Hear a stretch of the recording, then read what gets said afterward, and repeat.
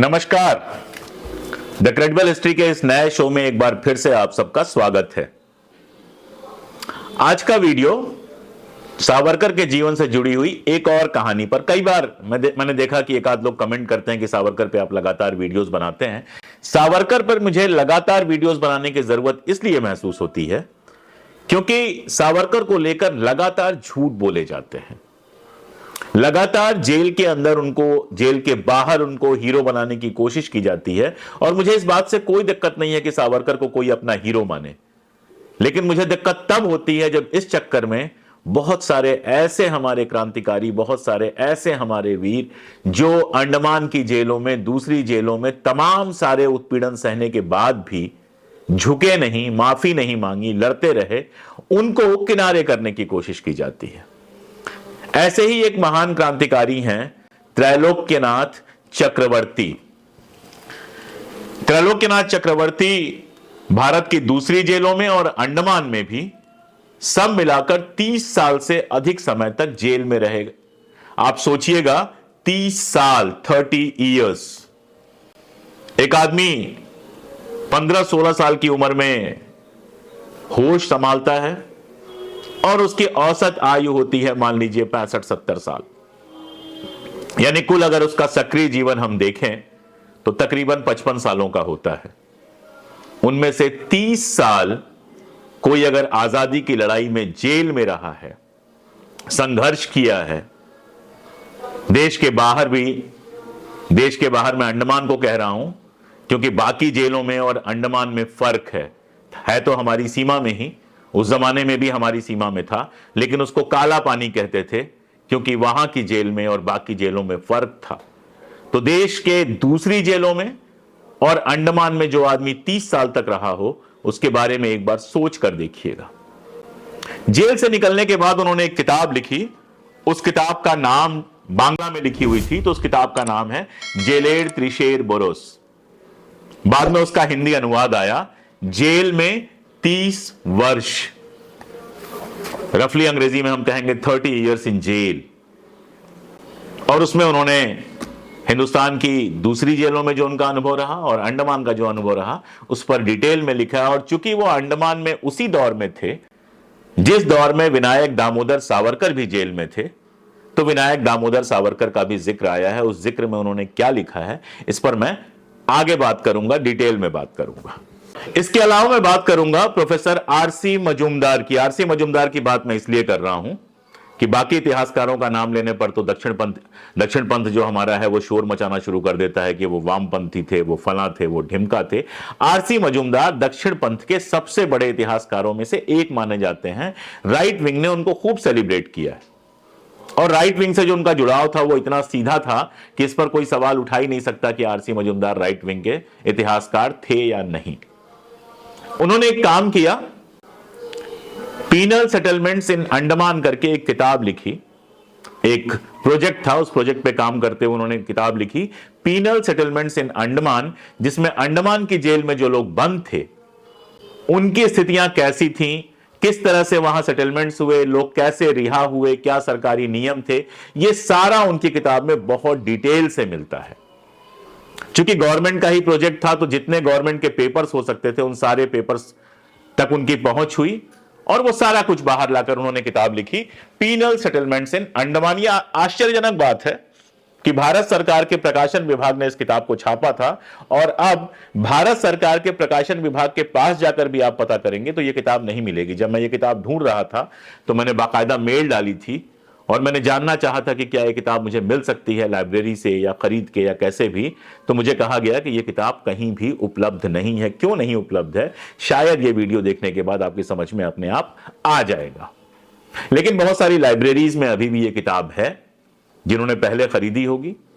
तो एक यूनिवर्सिटी की लाइब्रेरी तलाशते हुए मुझे यह किताब मिल गई और जब मैं सावरकर वाली अपनी किताब पर काम कर रहा था तो मैंने बहुत विस्तार से इसका अध्ययन किया। पढ़ते हुए मुझे एक मजेदार चीज मिली आरसी मजूमदार की इस किताब में। पेज नंबर 198 पे 198 पर आरसी मजूमदार लिखते हैं, अंडमान की गिरफ्तारी ने महान क्रांतिकारियों के ब्रिटिश सरकार के प्रति दृष्टिकोण में बड़े परिवर्तन ला दिए थे। और उनके इस विचार में भी जबरदस्त परिवर्तन आया था कि ब्रिटिश सरकार को क्रांति या गुप्त षड्यंत्रों से नष्ट किया जा सकता है। मजुमदार ऐसे सावरकर के बड़े प्रशंसक हैं, यहां तक कि उस किताब में भी सावरकर के बारे में काफी प्रशंसा मिलती है। लेकिन यह पढ़ के थोड़ा सा मेरे मन में उत्कंठा जागी कि आखिर वो ऐसा क्यों लिख रहे हैं।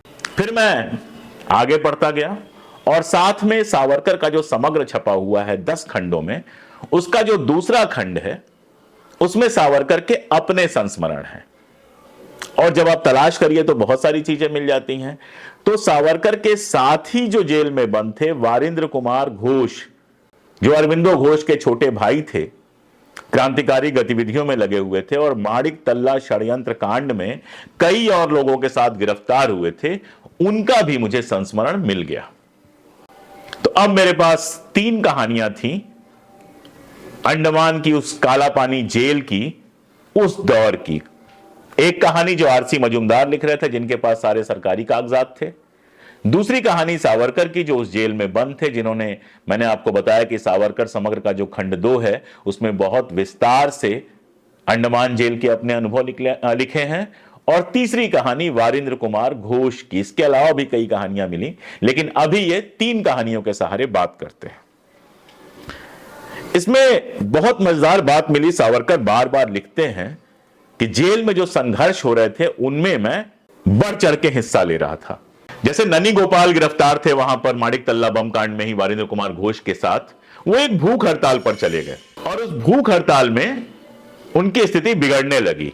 सावरकर के संस्मरण का हवाला लेकर आरसी मजूमदार लिखते हैं, और यह आप बहुत गौर से सुनिएगा वो क्या लिखते हैं। वो कहते हैं कि सावरकर ने उनसे कहा, भूखे क्यों मरते हो, छीन झपट कर भोजन करो, हट्टे कट्टे बनो, हां काम मत करना।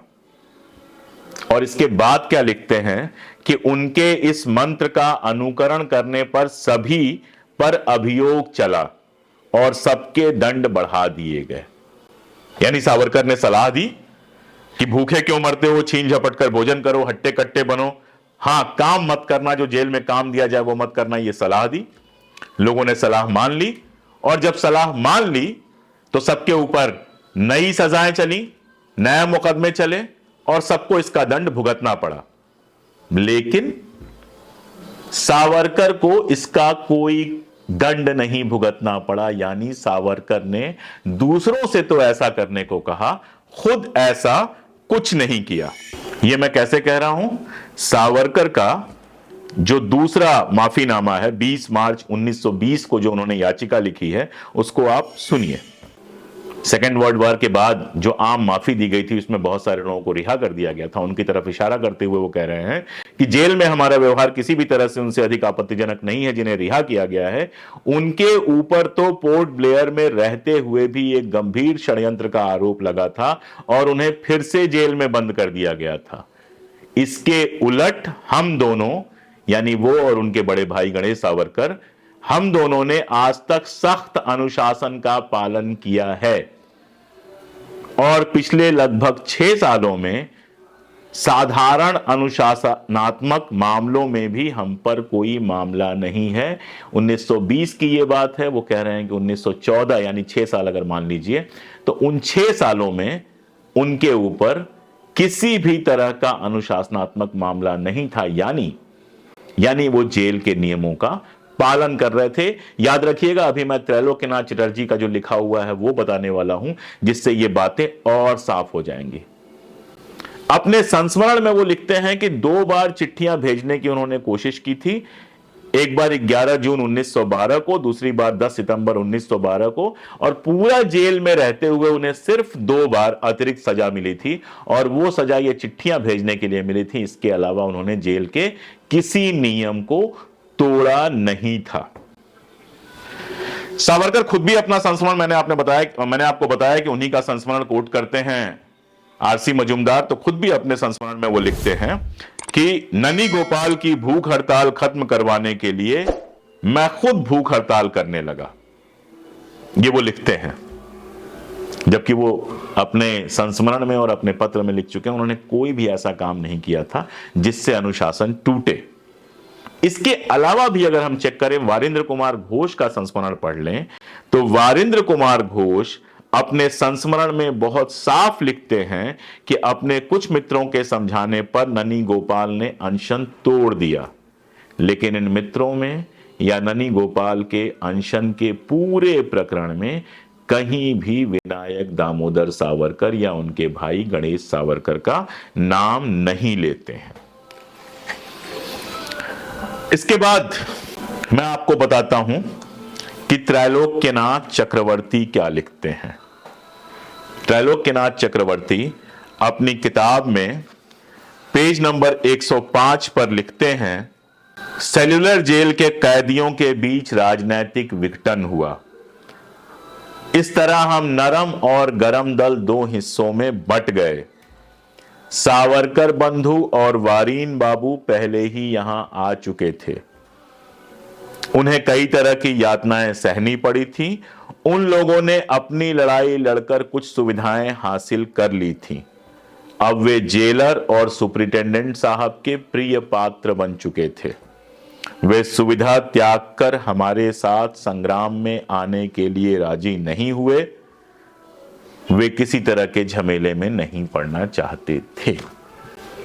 मामला यह था कि जब त्रैलोक्यनाथ चटर्जी और उनके साथ के लोगों के ऊपर अत्याचार किए गए और उसके खिलाफ वो भूख हड़ताल में शामिल हुए, तो सावरकर ने उनके साथ भूख हड़ताल में शामिल होने से मना कर दिया। और इस बात को छुपाने के लिए अपनी जीवनी में जो आत्मकथा उन्होंने लिखी है, जो संस्मरण लिखा है, उसमें वो लिखते हैं, ये राजनैतिक कैदी जो चाहते थे उसके लिए अधिकारियों से मांग करते थे और अधिकारियों के बेहद आज्ञाकारी हो चुके थे। यानी त्रैलोक्यनाथ चटर्जी कहते हैं कि वो खुद आज्ञाकारी हो चुके थे, लेकिन सावरकर उनके ऊपर आरोप लगाते हैं। और इस पर आरसी मजूमदार की जो टिप्पणी है वो सुना जाना चाहिए। आरसी मजूमदार लिखते हैं, यह राजनीतिक कैदियों के खिलाफ, ये जो आरोप लगाया है सावरकर ने, उस पर लिखते हैं कि यह राजनीतिक कैदियों के खिलाफ बेहद गंभीर आक्षेप है और हमारे पास इस बात को साबित करने के लिए कोई साक्ष्य नहीं है कि सावरकर किस हद तक सही थे। वह न तो कोई सबूत देते हैं न कोई उदाहरण। हालांकि यह बेहद महत्वपूर्ण है कि सावरकर द्वारा उद्धृत समय के तुरंत बाद सेल्यूलर जेल में आए एक राजनीतिक कैदी त्रैलोक्यनाथ चक्रवर्ती ने एकदम इसी तरह के आरोप सावरकर और बारीन सहित पुराने कैदियों के एक समूह पर लगाए हैं। और वीडियो खत्म कर रहा हूं एक और महत्वपूर्ण तथ्य के साथ। क्रैडॉक करके एक ऑफिसर अंडमान में आए थे और जब वो अंडमान में आए थे, उनका सारा रिकॉर्ड दिया हुआ है आरसी मजूमदार ने, तो सिर्फ दो लोगों ने माफीनामा पेश किया था, एक सावरकर ने और दूसरा वारिंद्रनाथ घोष ने। सावरकर के बारे में क्रैडॉक ने एक रिपोर्ट दी है। आप देखिएगा कि इतिहासकार संपत, जो इतिहासकार हैं सावरकर के, कैसे खेलते हैं। संपत लिखते हैं कि इनको, क्रैडॉक को कोट करते हैं कि यह नहीं कहा जा सकता कि उसने कोई खेद या पछतावा प्रकट किया, लेकिन वह भारतीयों की 1906-7 की निराशा से भरी स्थितियों का बहाना बनाते हुए षड्यंत्र में शामिल होने की बात कहकर यह जताना चाहता है कि अब उसके विचार बदल गए हैं। आपको लगेगा कि ठीक बात है, ये तो अच्छी बात है, लेकिन यहां पर खेल यह है कि संपत पहली लाइन छुपा जाते हैं। पहली लाइन यह है क्रैडॉक के उस रिपोर्ट की, मैं पूरी रिपोर्ट का वो हिस्सा पढ़ूंगा। सावरकर की याचिका दया के लिए थी। यह पहली लाइन है, सावरकर की याचिका दया के लिए थी। और फिर उसके बाद क्रैडॉक लिखता है, जिसको संपत कोट करते हैं, यह नहीं कहा जा सकता कि उसने कोई खेद या पछतावा प्रकट किया। संपत सिर्फ ये लाइन उठा लेते हैं और फिर साबित करते हैं कि सावरकर ने कोई खेद या पछतावा प्रकट नहीं किया, यानी सावरकर अपनी बात पे अडिग थे। लेकिन यह छुपा ले जाते हैं कि पहली लाइन है, सावरकर की याचिका दया के लिए थी। आगे मैं पढ़ देता हूं, यह नहीं कहा जा सकता कि उसने कोई खेद या पछतावा प्रकट किया था, लेकिन वह भारतीयों की 1906-7 की निराशा से भरी स्थितियों का बहाना बनाते हुए षड्यंत्र में शामिल होने की बात यह कहकर जताना चाहता है कि अब उसके विचार बदल गए हैं। उसने कहा कि सरकार ने काउंसिल, शिक्षा, अन्य मामलों के लिए अधिक तुष्टिकारी रवैया अपनाया है, इसलिए क्रांतिकारी एक्शन की जरूरत खत्म हो गई है, वगैरह वगैरह वगैरह। आगे वो लिखते हैं कि मैंने उससे कहा केवल विचार बदल लेने का बयान उसके मामले को खत्म कर लेने के लिए काफी नहीं है, और यह कि इस केस के मामले में शुद्ध राजनीतिक विचारों के अलावा उसे नासिक में जैक्सन की हत्या के लिए भी सजा हुई है। वह 20 ब्राउनिंग पिस्तौलें भेजने में भी सक्रिय था। इस पर सावरकर कहते हैं कि ये पिस्तौलें हत्या के लिए नहीं, सिर्फ क्रांतिकारी आंदोलन को बढ़ावा देने के लिए था। फिर क्रैडॉक पूछता है कि क्रांतियां पिस्तौलों से नहीं आ सकती और पिस्तौल का सिर्फ एक ही उपयोग होता है, हत्या, तो वह कोई जवाब नहीं दे सके। इन सब बातों पे आरसी मजूमदार की टिप्पणी है कि सावरकर तो बदल गए थे, सावरकर के विचार सरकार के बारे में बदल गए थे, लेकिन सरकार के विचार अभी सावरकर के बारे में नहीं बदले थे। तो यह वीडियो जेल के अंदर के उनके व्यवहार के बारे में बताने के लिए, त्रैलोक्यनाथ चक्रवर्ती जैसे क्रांतिकारी की याद दिलाने के लिए, और यह बताने के लिए कि दक्षिणपंथी इतिहासकार भी जब तथ्यों सबूतों के आधार पर ईमानदारी से लिखते हैं तो आरसी मजूमदार की तरह एक बड़ा सच सामने लेके आते हैं, और जब फ्रॉड करते हैं तो संपत की तरह आधी लाइन उड़ा देते हैं और बची हुई आधी लाइन से इंप्रेशन क्रिएट करने की कोशिश करते हैं। ध्यान रखिएगा इसको। इतिहास पढ़ते हुए जब स्रोत दिए जाते हैं तो पाठक का कई बार यह भी काम होता है कि स्रोत तक जाकर चेक करे कि कहीं इतिहासकार ने 20 से एक लाइन उड़ा तो नहीं दी है। यह सभी के लिए सच है। तो आज की बात बस इतनी ही। आगे ऐसे ही विषयों पे हम बात करते रहेंगे, लेकिन ये बात हम तभी कर पाएंगे जब आपका सहयोग और समर्थन हमेशा हमें मिलता रहेगा। आप जानते हैं सहयोग और समर्थन के लिए आप सब्सक्राइब कर सकते हैं, शेयर कर सकते हैं, ज्वाइन का ऑप्शन है, आप ज्वाइन कर सकते हैं, सीधे हमें फाइनेंशियल असिस्टेंस देना चाहें, आर्थिक सहायता देना चाहें तो उसके लिए भी लिंक है। आपको बस जो पहला पिन कमेंट है वो खोल के सारे लिंक्स देखने हैं और उसमें जो आपको लगे वो आप कर सकते हैं, और सब्सक्राइब और शेयर तो कोई भी कर सकता है। आप जुड़ेंगे तभी हमें हिम्मत मिलेगी, तभी हम बढ़ेंगे। शुक्रिया।